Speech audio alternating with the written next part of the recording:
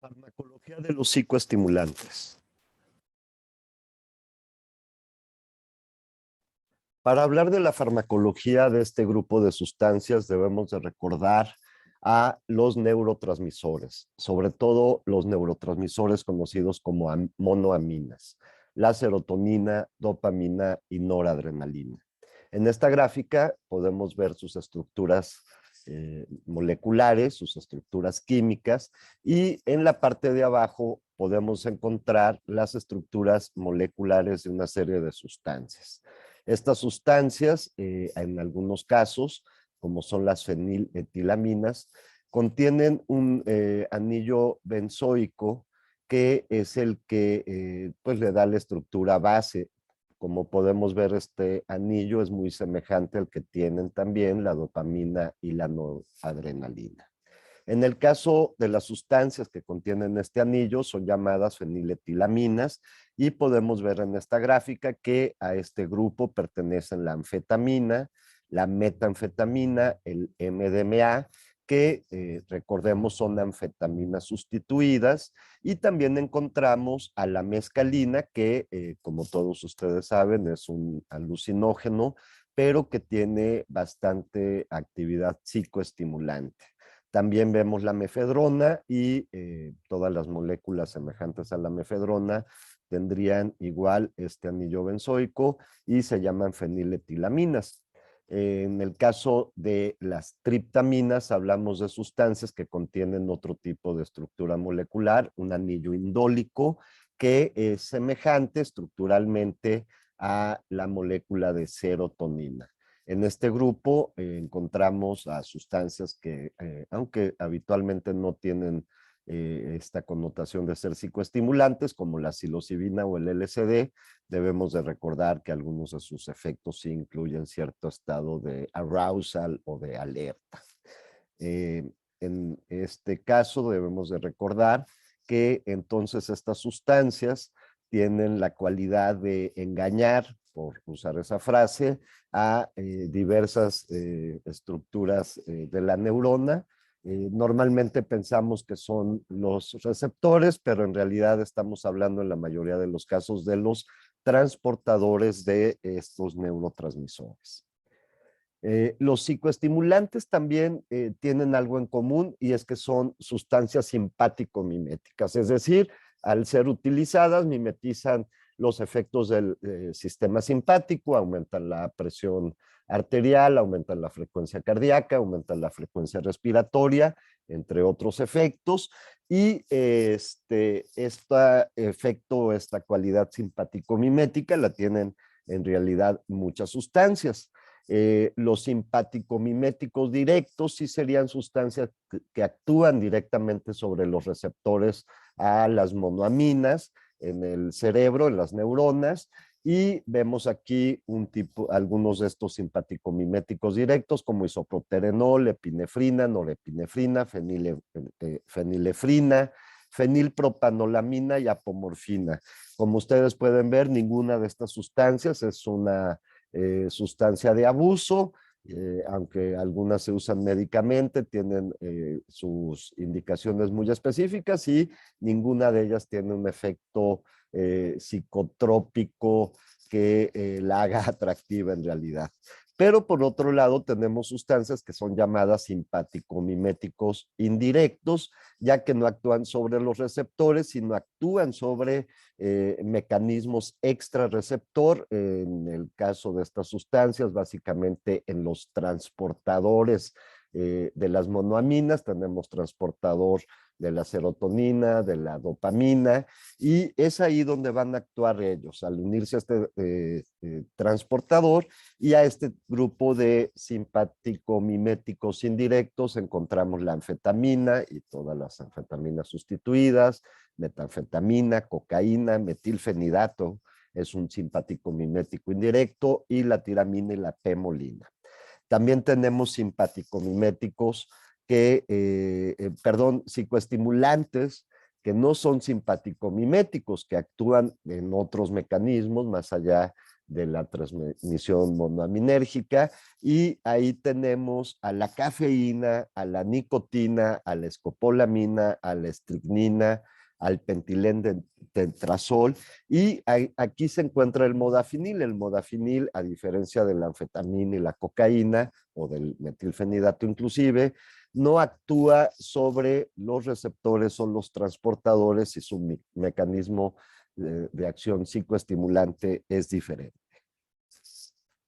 También debemos de recordar la sinapsis monoaminérgica, la transmisión monoaminérgica. Esto porque nos va a ayudar a ubicar dónde actúan las diversas sustancias de las que vamos a hablar hoy. Aquí tenemos la sinapsis, ya todos ustedes la conocen. Esta parte representa la neurona presináptica, esta a la porción postsináptica, y aquí tenemos la hendidura sináptica. Entonces, las monoaminas, en este caso vamos a ver el ejemplo específico de la dopamina, pues están contenidas en vesículas en la terminal neuronal, y estas vesículas, cuando reciben el estímulo adecuado que proviene del axón, van a unirse con la membrana y liberar a las moléculas de dopamina a la sinapsis. En la sinapsis, estas moléculas van a unirse a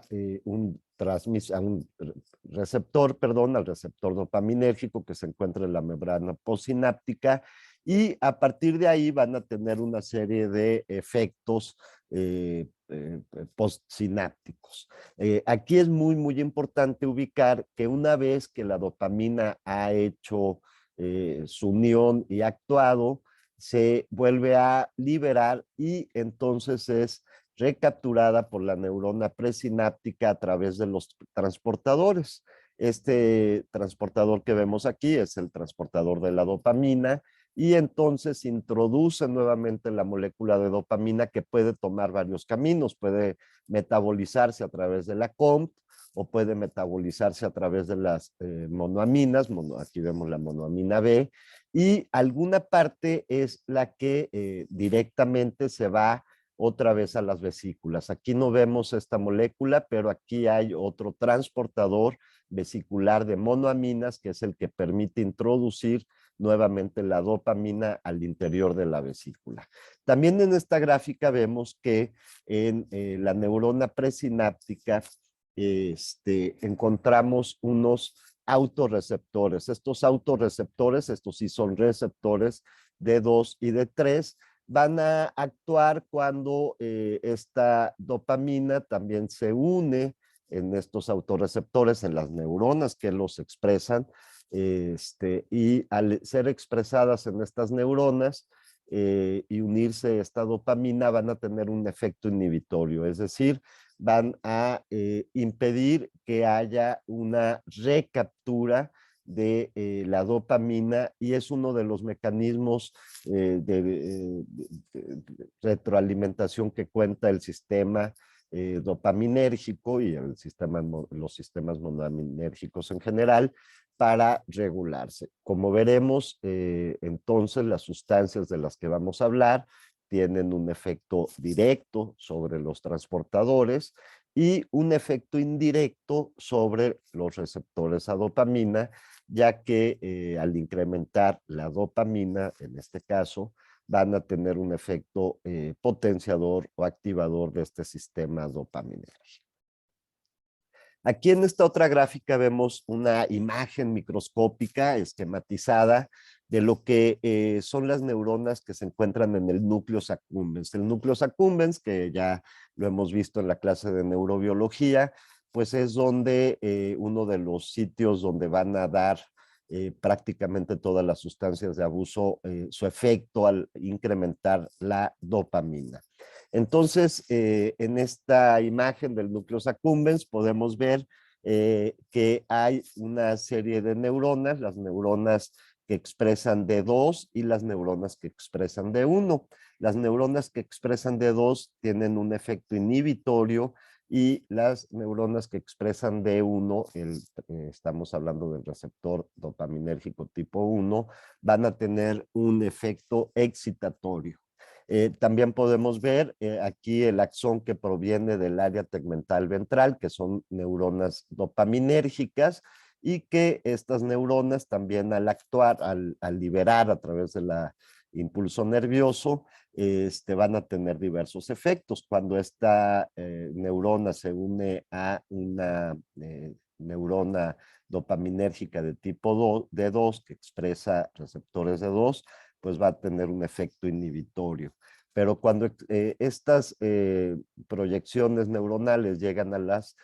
neuronas que expresan D1, van a tener un efecto excitatorio y liberador de dopamina.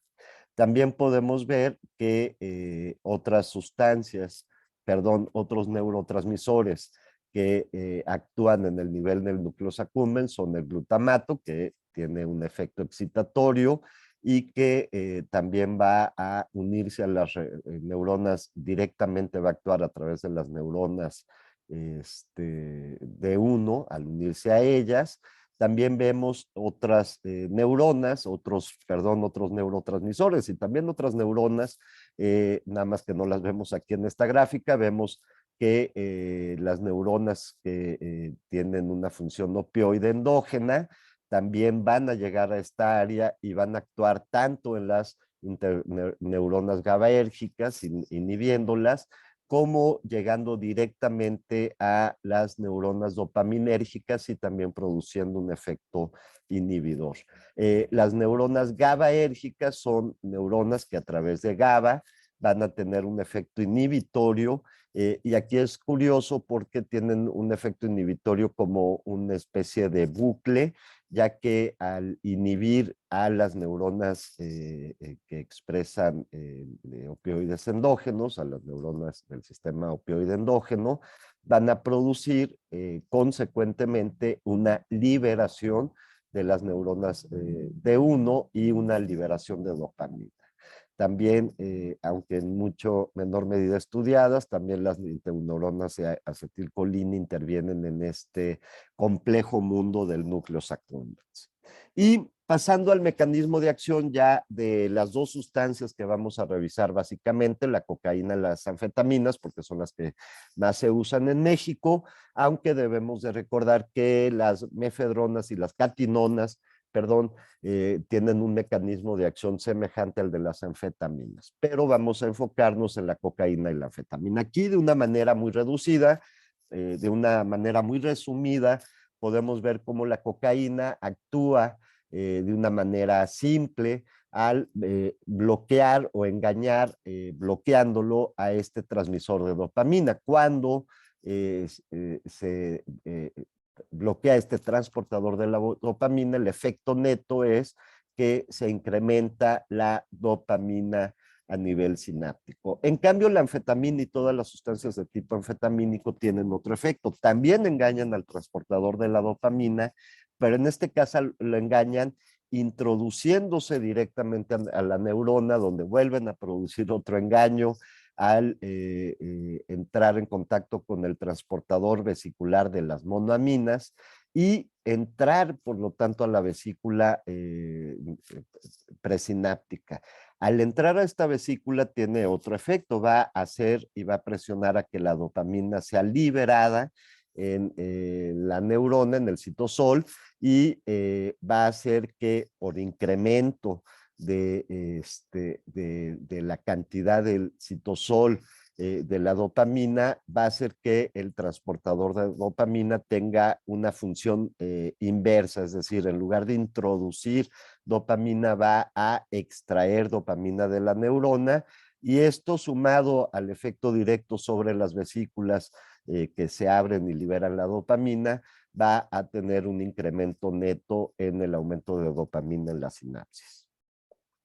La metanfetamina, por lo tanto, es considerada un agonista indirecto, ya que no actúa directamente sobre los receptores, pero sí incrementa los niveles de la dopamina y por eso es un agonista indirecto de los receptores de dopamina y en menor medida noradrenalina y serotonina. Produce salida de los neurotransmisores de las vesículas al citosol al revertir la función del transmisor transportador vesicular de monoaminas, en este caso el tipo 2, y también otro mecanismo de acción es alterar el pH citoplasmático, lo que produce esta reversión del transportador al hacer que en lugar de introducir al neurotransmisor lo saque. También se revierte la función del transportador de norepinefrina y transportador de serotonina, liberando estos neurotransmisores a la sinapsis. Debemos de recordar que entonces los psicoestimulantes también actúan no solamente en un neurotransmisor, actúan en varios, y el diferente perfil en cuanto a la, digamos, preferencia del transportador de cada sustancia es lo que le va a dar el efecto clínico diferente. Podemos ver un poco, para entrar en detalle en cuestión a las anfetaminas, sus mecanismos de acción, porque tiene varios a nivel neuronal. Entre ellos, decíamos que el primero más conocido es que se unen a los transportadores de monoaminas, ingresando de esta manera al citoplasma. Y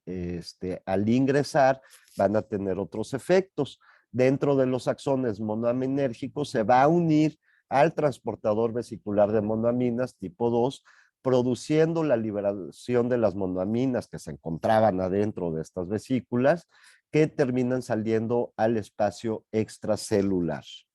Y también inhiben competitivamente, este es un mecanismo metabólico, inhiben competitivamente la monoaminoxidasa, la MAO-A en el caso de las neuronas dopaminérgicas y noradrenérgicas, y la MAO-B en el caso de las neuronas serotoninérgicas, y al inhibir este mecanismo metabólico, que es un mecanismo del que hablamos pocas veces, ya que es menor en relación con los otros mecanismos que veíamos en la primera parte y en la segunda parte de este esquema, pero también es un mecanismo que incrementa el aumento de las monoaminas en la sinapsis. De ahí también que la anfetamina y sus derivados tengan un efecto mucho más potente, si lo hablamos a nivel de potencia, que el que tiene la cocaína. Recordarán algunos que en la clase de neurobiología de las adicciones hablamos de este autor, de Chiara, que él lo que hizo en modelos con roedores fue inyectar directamente al cerebro, a la región del núcleo accumbens y del caudado, inyectar directamente anfetamina y otras sustancias. Cuando inyectaba estas sustancias, lo que él encontraba era un aumento en la dopamina basal,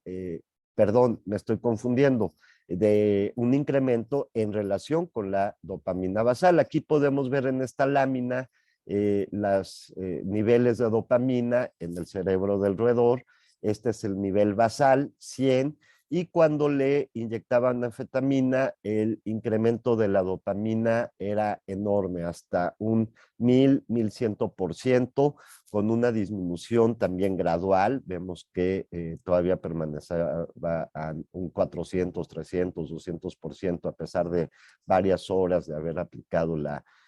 anfetamina, y lo mismo sucedía en otras regiones del cerebro, como son el caudado. La cocaína tiene otros mecanismos de acción. Digo otros porque normalmente hablamos del bloqueo del transportador de la dopamina, que es su principal sitio de acción para producir sus efectos conductuales, pero también tiene una interacción peculiar con el transportador vesicular de monoaminas tipo 2, ya que en este caso favorece el almacenaje de catecolaminas al interior de las vesículas. Es decir, la cocaína no entra al interior de estas vesículas como lo hace la anfetamina, pero sí estimula que este transportador capture más a la dopamina, como la vemos en esta gráfica, y junto con el efecto que tiene de bloquear el transportador, cuando esta vesícula se libera en el sistema, la sinapsis va a liberar más moléculas de dopamina y esto es un incremento neto en la transmisión dopaminérgica. También Di Chiara aplicó cocaína a las ratas de sus experimentos y podemos ver cómo la cocaína produce un incremento de la dopamina en relación al nivel basal hasta un 300, 400 si acaso por ciento, y en el caudado también produce lo mismo, un incremento, pero como podemos ver si lo comparamos con la misma gráfica cuando aplicó anfetamina, el aumento es mucho menor. Vemos en esta otra imagen algunas de las estudios de Volkov y colaboradores que lo que hizo Nora Volkov fue estudiar el efecto de diversas sustancias en cerebros de humanos vivos a través de técnicas de neuroimagen. Aquí nada más señalar pues que cuando se aplicó cocaína, se les dio cocaína intravenosa a sujetos y los comparamos con sujetos a los que solo se aplicó una solución de control, podemos ver que la actividad cerebral manifestada por el uso de glucosa radioactiva, vemos que cuando el sujeto usa cocaína se activan una serie de núcleos y de sitios cerebrales que son el área, el núcleo accumbens, por ejemplo, y esto qué quiere decir que pues es un sitio que está activándose, las neuronas están empezando a disparar cuando se aplica cocaína. También vemos que se aumenta la actividad metabólica en la amígdala, en el globus pálidos y en el área tegmental ventral. Entonces estas áreas que no se ven activas cuando se le aplica solamente solución salina al sujeto, pues tienen que ver con el incremento de la actividad dopaminérgica. En esta otra gráfica vemos los sitios de acción cerebral durante la intoxicación con cocaína y metanfetamina. En este caso, lo que usó Nora Volkov y colaboradores fueron directamente metanfetamina marcada y cocaína marcada, y aquí nos puede dar una idea de que la metanfetamina marcada realmente llega a todo el cerebro, va a tener una acción sobre todos los transportadores a monoaminas que se encuentran por el camino, tanto en la corteza como en las zonas que veíamos en otras gráficas que tienen que ver con el circuito cerebral de recompensa, el globus pálido, los núcleos basales, y vemos que comparativamente con el efecto de la cocaína, esta es mucho menor, difundiéndose o actuando básicamente en las regiones que comentábamos que tienen que ver con el circuito cerebral de recompensa. También podemos ver en esta otra gráfica, también donde se utilizan marcadores, sustancias de abuso directamente marcadas, y podemos ver cómo el tiempo de unión y de acción, por lo tanto, con los transportadores, en el caso de la metanfetamina se extiende hasta 90 minutos o más, y en el caso de la cocaína es mucho menor, no alcanza quizá ni los 10, 19, 20 minutos, y esto nos habla también de que uno de los efectos conductuales diferentes que tiene la cocaína de la metanfetamina es cuánto tiempo dura, el high. El usuario de cocaína sabe que su high va a ser breve, así que tiene que estar consumiéndola con relativa frecuencia, y en cambio el usuario de metanfetamina sabe que el efecto va a durar durante algún tiempo y por lo tanto tiene que evitar el uso frecuente para evitar los efectos negativos. También viendo imágenes cerebrales, y esta gráfica es interesante porque ya empezamos a hablar un poco de la farmacocinética de las sustancias estimulantes en el cerebro, y con un efecto conductual, o en este caso más bien emocional, que tiene el sujeto, y es una experiencia subjetiva que se llama high. Nora Volkov hizo en este interesante experimento lo mismo, les dio cocaína, metilfenidato y metanfetamina marcadas a una serie de sujetos y al mismo tiempo que evaluaba, y es lo que vemos en estas láminas, la acción o la unión con los transportadores a nivel cerebral a lo largo del tiempo, y que es lo que podemos ver en esta parte de la gráfica. Los cuadritos en blanco hablan del tiempo de unión con el transportador, y lo que hizo ella fue, a través de escalas aplicadas a los sujetos, escalas, que ellos determinaran el nivel de high, obviamente ellos sin saber exactamente en qué nivel de concentración y de unión con el transportador se encontraban, ¿no? Ellos simplemente les dieron esta escala, y aquí podemos ver cómo el nivel de high es muy alto y coincide con el pico máximo de la unión de la cocaína con el transportador, y vemos que este nivel de high también decae con el tiempo, inclusive más rápido. La percepción subjetiva del high decae más rápido que la concentración de la sustancia en el sitio de unión, ¿no? Vemos que me voy a ir, antes de pasar por esta lámina central, me voy a ir a la de hasta abajo, la metanfetamina. Aquí podemos ver en las imágenes que la metanfetamina marcada tiene una unión más duradera y más extensa en el cerebro que la cocaína, alcanzando una importante todavía unión con su sitio de unión. En el cuadrito blanco lo vemos hasta 80, 90 minutos después del intake. Y también cuando Nora Volkow les aplica esta escala de conocer el high, vemos como el high se incrementa paralelamente, y que es usado, perdón, es notado por el usuario de una forma rapidísima, y que este high, en el caso de la metanfetamina, se mantiene elevado también a lo largo del tiempo, disminuyendo hasta después de 60, 80 minutos, y también una característica importante es de que el high suele bajar un poco más rápido que lo que podemos ver en la gráfica de la metanfetamina en su sitio de unión. Y dejo al final el metilfenidato porque este fue un estudio interesante. Aquí les aplicó metilfenidato a los usuarios por vía intravenosa, que no es la vía habitual de uso, y que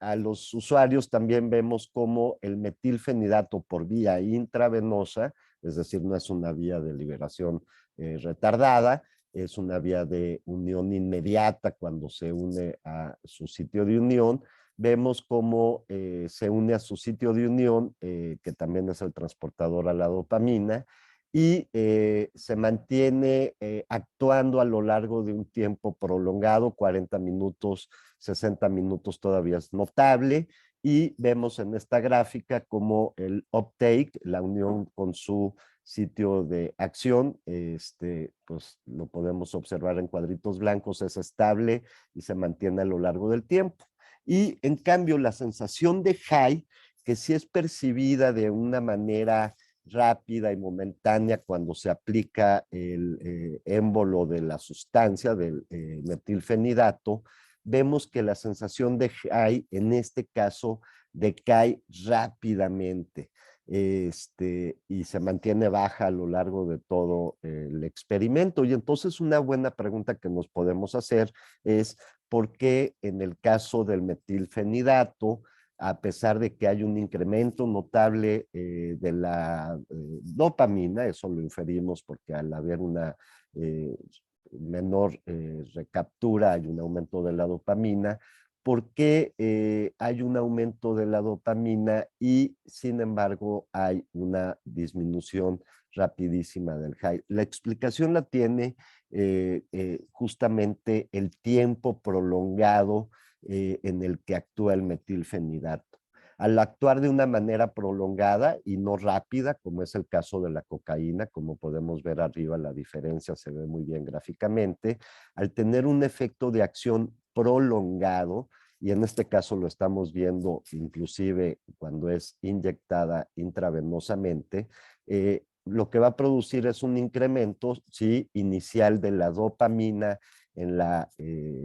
sinapsis, en la neurotransmisión, pero esa dopamina se va a unir a los receptores, autorreceptores D2 que están contenidos en una gran cantidad de neuronas también en el área, en el núcleo accumbens, y al unirse a esos receptores, autorreceptores D2 va a producir un efecto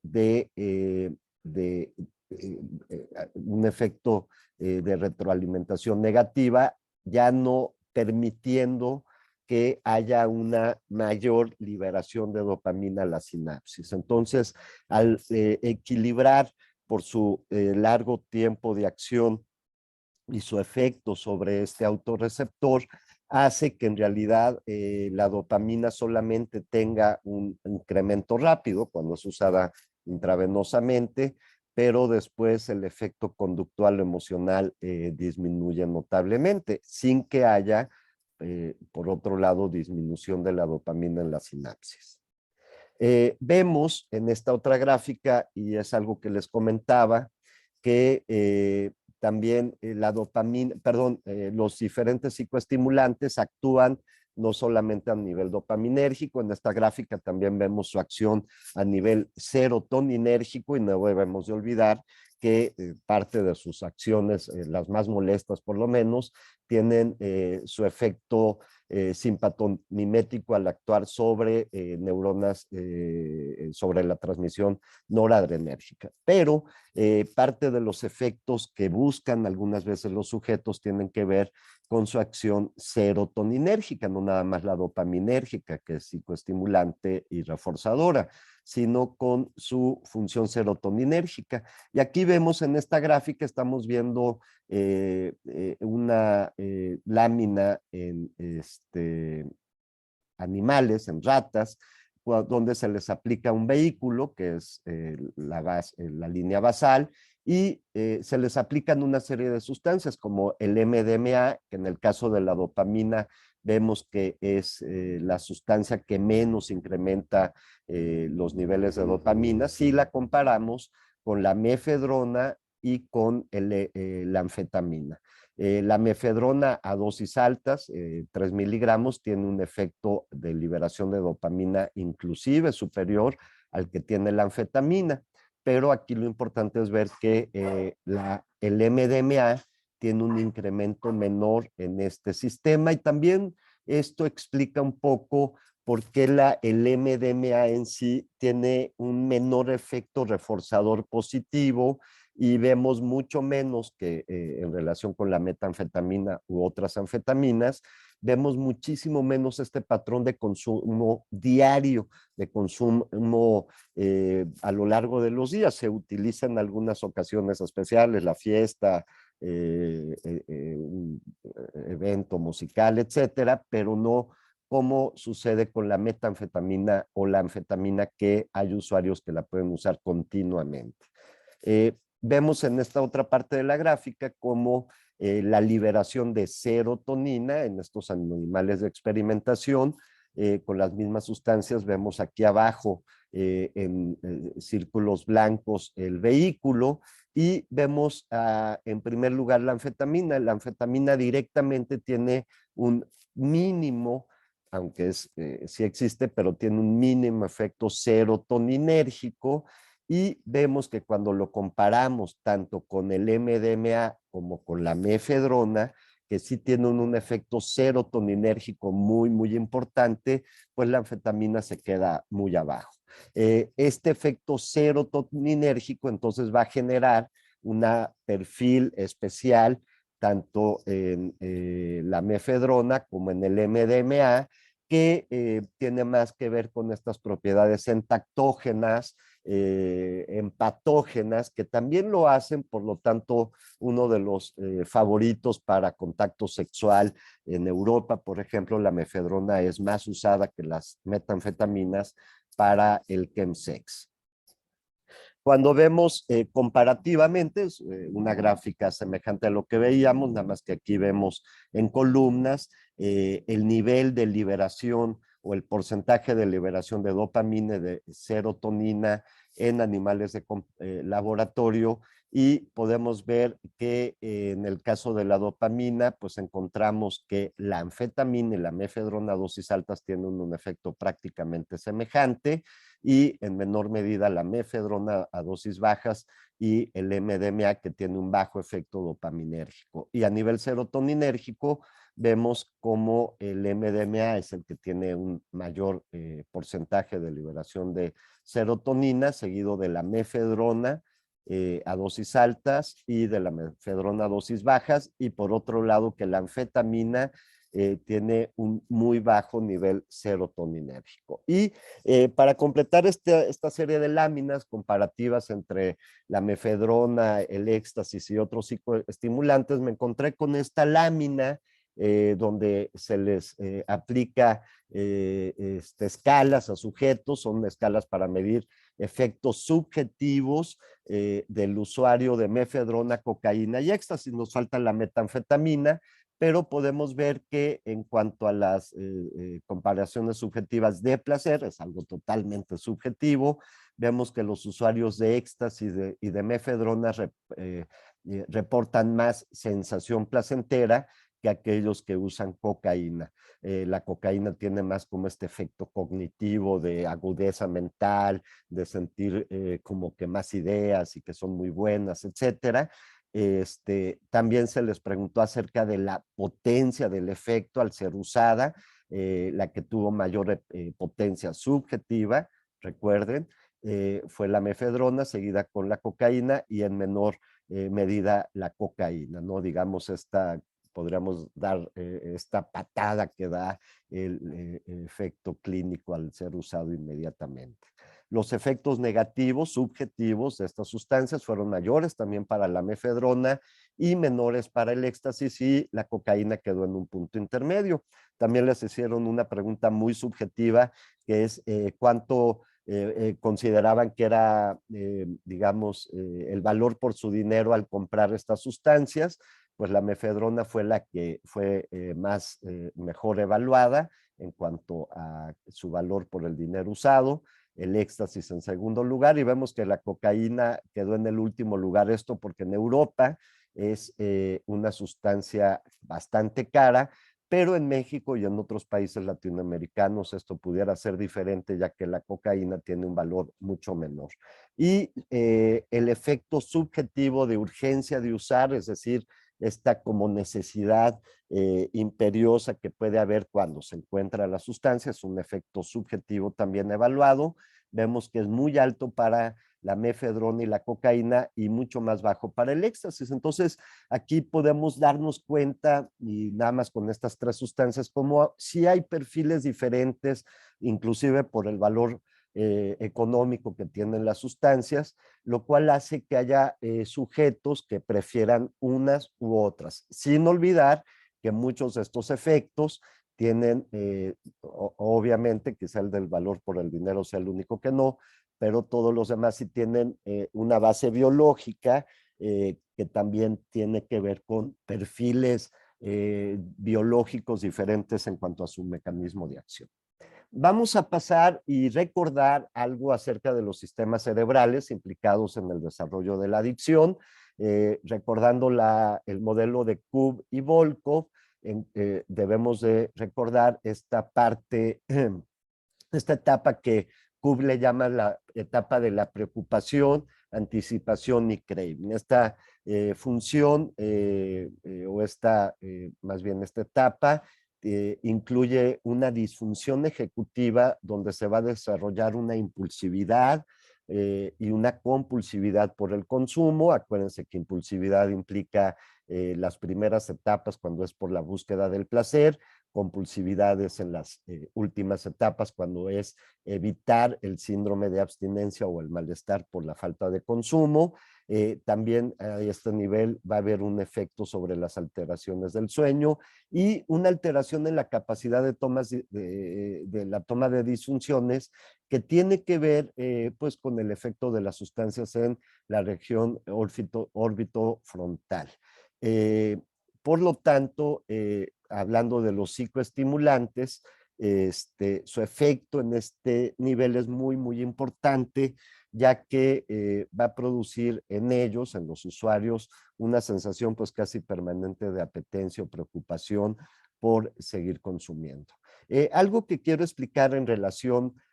con esta lámina es que el desarrollo de esta preocupación y anticipación y craving tiene que ver con algunos de otros mecanismos importantes que tiene el cerebro cuando es sometido al efecto de la cocaína y de otros psicoestimulantes, desde luego. En esta lámina vemos las áreas de activación cerebral durante la intoxicación con cocaína. Nosotros ya sabemos que se estimulan el núcleo accumbens, la amígdala, lo veíamos en esta imagen de los estudios de Nora Volkow,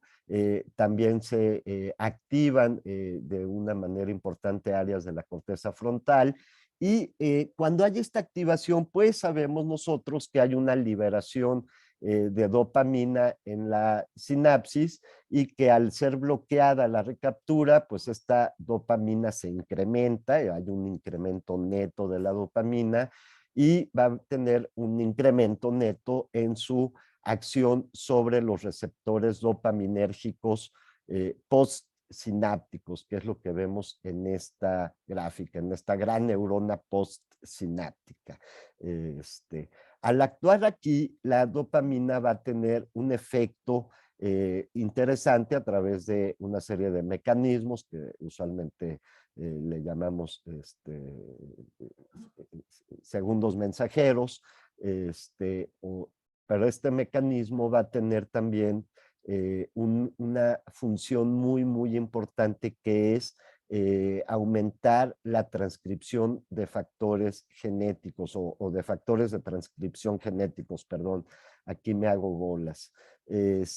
Aquí lo que vemos en esta es cómo estos factores de transcripción genéticos van a ser liberados o van a llegar al núcleo celular y van a producir un aumento de la actividad genética y un aumento de la producción de proteínas. Y estas proteínas, ¿a dónde van a dar? Pues se van a convertir en espículas o dendritas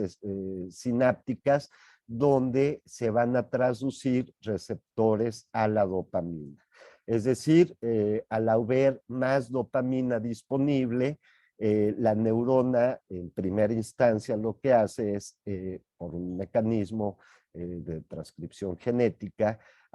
identifica que hay que tener mayor actividad y mayor producción de proteínas para tener más receptores, y este efecto de aumento de los receptores es lo que va a producir en el sujeto como esta necesidad, como esta apetencia cada vez mayor, a pesar de estar consumiendo, de tener necesidad de dosis más altas y continuas. Entonces, no debemos de olvidar, aunque no vamos a ahondar mucho más en ello, que otro de los mecanismos, ya cuando la intoxicación es repetida, es aumentar esta producción de receptores en la neurona postsináptica, desde luego, y que al aumentar van a producir, por lo menos en una etapa de la historia de la evolución del individuo que consume, una necesidad de consumir más, una urgencia de tener mayor cantidad inhalada, consumida de cualquier vía. Estamos hablando de la cocaína en esta lámina, pero algo semejante pasa con los demás psicoestimulantes. Bueno, otra cosa que pasa también con el tiempo y con el consumo repetido de esto es que finalmente, aunque se eleven los los receptores de uno que estábamos viendo en la gráfica anterior, también hay un incremento de otros receptores, por ejemplo, de los receptores de 2 que tienen una función inhibitoria y aparte van a producir a la larga, justo por estos mecanismos de retroalimentación, y si recuerdan en la clase de neurobiología, la teoría de los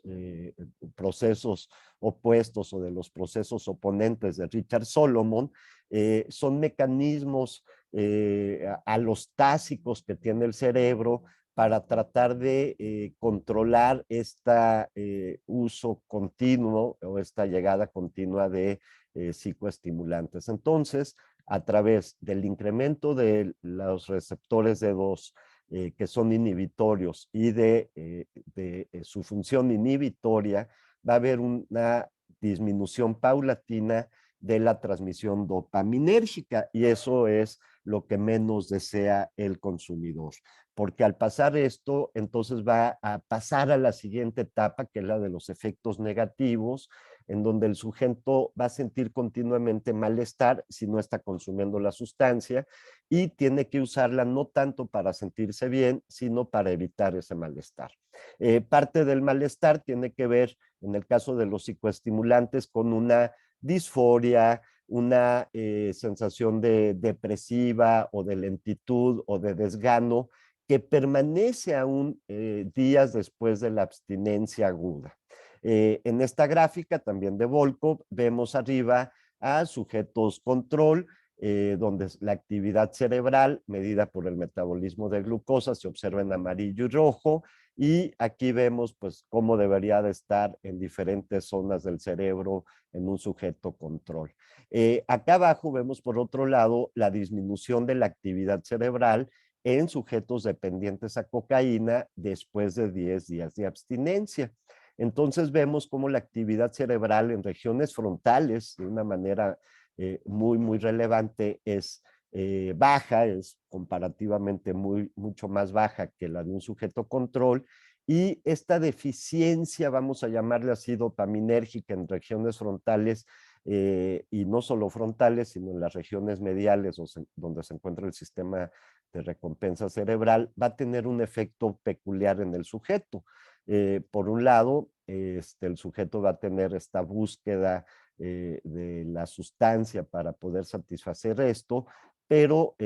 también va a tener, por otro lado, una disminución de la actividad frontal, que en una parte está mediada por el sistema dopaminérgico, y eso va a hacer que el sujeto tenga menos mecanismos de control, con un juicio también alterado, con una dificultad de inhibir su búsqueda de la cocaína, y esto pasa aún después de 10 días de abstinencia. Vemos en esta gráfica de hasta abajo que también Nora Volkov siguió a estos individuos y los siguió a través de controles toxicológicos para estar segura de que no hubieran consumido cocaína, ya que se trataba de sujetos dependientes a cocaína, 100 días después de la abstinencia. Aquí alcanzamos a ver que 3 meses después todavía no se alcanza el nivel de funcionamiento medido, en este caso por metabolismo de glucosa en el cerebro, pero debemos de recordar que esa disminución del metabolismo está mediado por múltiples factores, entre ellos la disminución de la transmisión dopaminérgica, que se debe al uso continuo y crónico de cocaína, como vemos aquí, pero también sucede en el caso de la metanfetamina. Otros de los estudios muy interesantes en relación a los psicoestimulantes que hizo Nora Volkov fue evaluar la liberación de dopamina en el cerebro. Esta liberación de dopamina, estamos hablando de la transmisión sináptica normal, y para medir esa liberación de dopamina ideó un reto con metilfenidato. Acá arriba vemos a sujetos controles, es decir, que no son consumidores de sustancias, y vamos, acá dice cocaína y aquí dice alcohólicos. Lo que pasa es de que esta lámina está relacionada con alcohólicos, pero lo mismo pasa con sujetos a cocaína, y por ahí también tengo el estudio de Nora Volkow al respecto, pero aquí lo vemos muy claramente. Los sujetos control, cuando se les aplica un reto con metilfenidato, lo que se produce es una liberación de dopamina en la sinapsis, y al haber esa liberación de dopamina en la sinapsis se une a los receptores a la dopamina, y al unirse con ellos impide que estos receptores se una posteriormente dopamina o marcada, y vemos aquí lo que vemos en estos sujetos, como la disponibilidad de receptores disminuye en los sujetos control cuando se les da un reto con metilfenidato.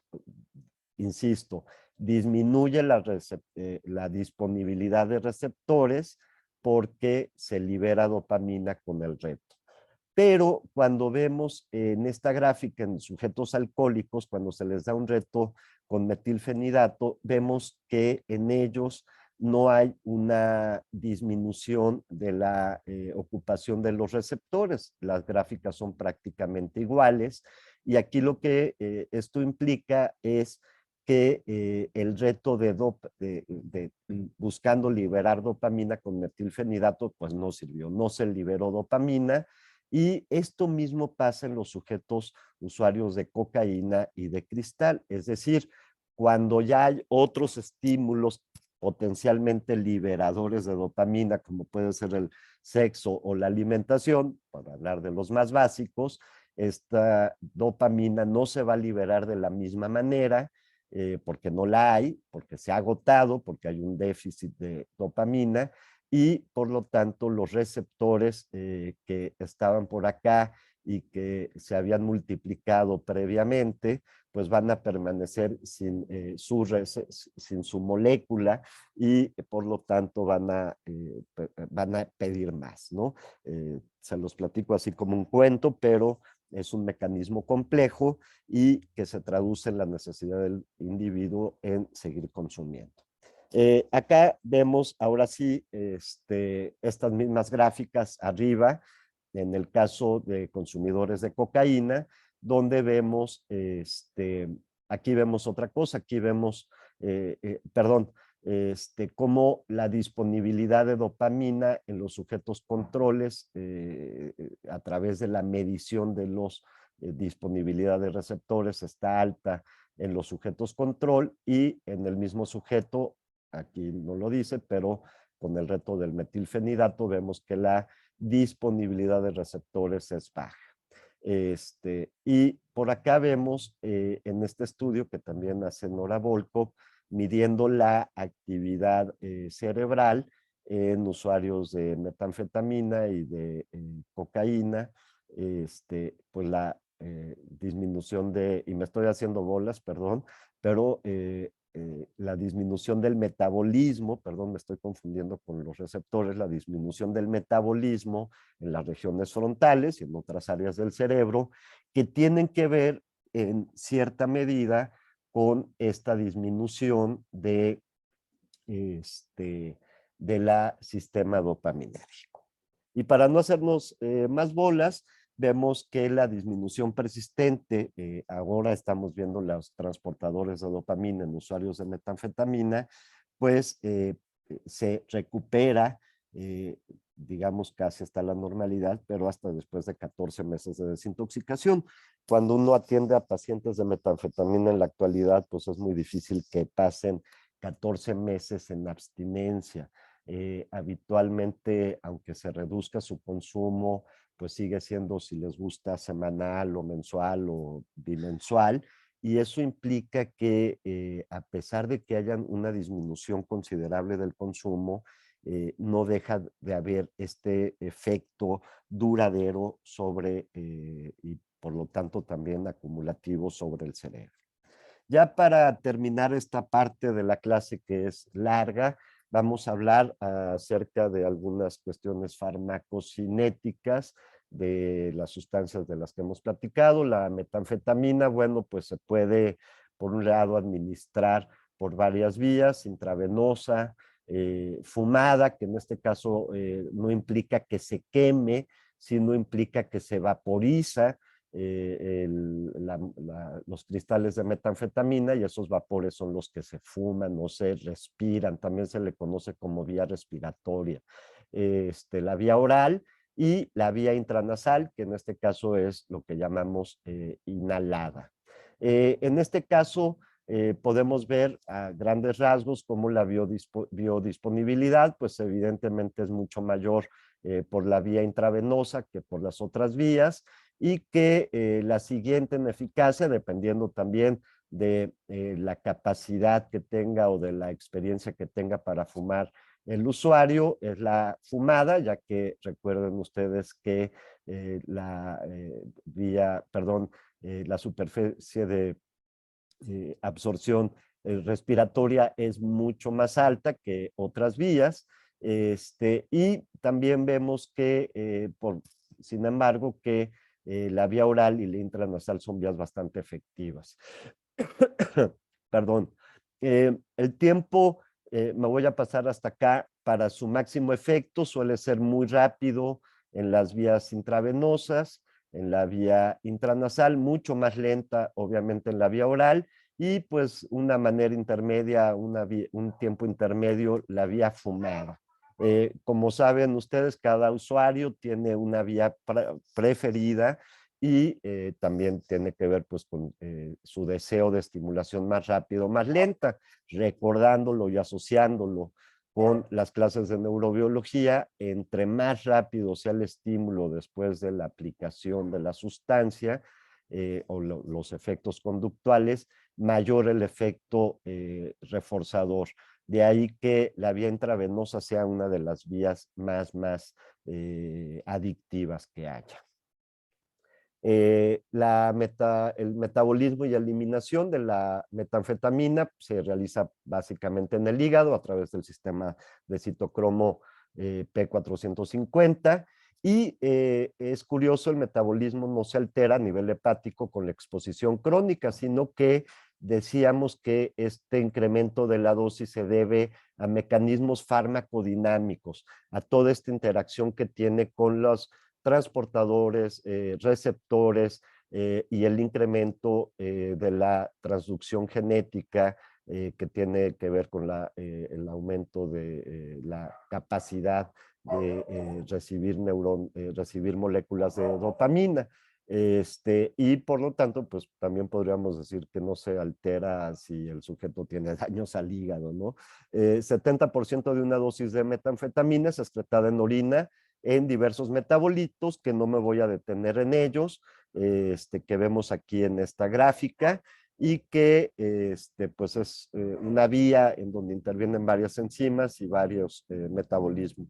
que se forman en el camino. Pasando a la cocaína también, al igual que la metanfetamina, puede ser usada vía oral, como por ejemplo en los Andes, donde se mastica la hoja de coca, en donde obviamente se requiere un largo periodo de tiempo para esperar su efecto, y también pues las cantidades usadas en miligramos cuando se mastica las hojas de coca son mucho menores, por ejemplo, de las que vemos hasta acá abajo en la misma columna, cuando se usa de manera fumada o respiratoria, es decir, cuando se inhala la pasta base o el crack, y donde las dosis que se pueden absorber son altísimas, ¿no? También no es una vía de uso habitual, justamente porque tiene efectos lentos y bajos y muy irregulares. Es la vía de cocaína usada vía oralmente. Y tenemos las otras vías muy conocidas, la intranasal o inhalada, la intravenosa, que es una forma no tan popular, pero sí conocemos sujetos que usan esta vía, y la otra forma que en muchos de nuestros países latinoamericanos también es muy popular, que es fumar las vapores que se liberan al fumar, ya sea el crack o la pasta base. Su biodisponibilidad, también vemos, pues la intravenosa es la más alta de todas, las otras son menos efectivas, aún así son muy potentes. Y ya estamos casi terminando esta clase. El metabolismo de la cocaína, 30-50% de ella se metaboliza por esterasas hepáticas y por la pseudocolinesterasa plasmática, formando egonina metilester. El otro de los metabolitos importante es la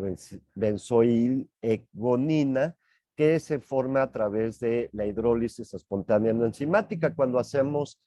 análisis de antidoping, en realidad lo que estamos midiendo son estos metabolitos, no tanto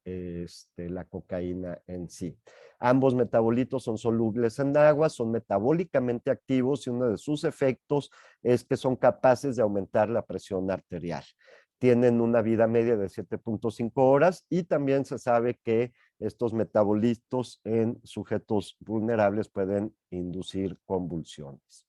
En esta lámina vemos diferentes metabolitos de la cocaína. Veíamos que uno de los más importantes es egonilmetilester, que tenemos aquí, y la benzoilegonina. Estos metabolitos asimismo se convierten en otros metabolitos y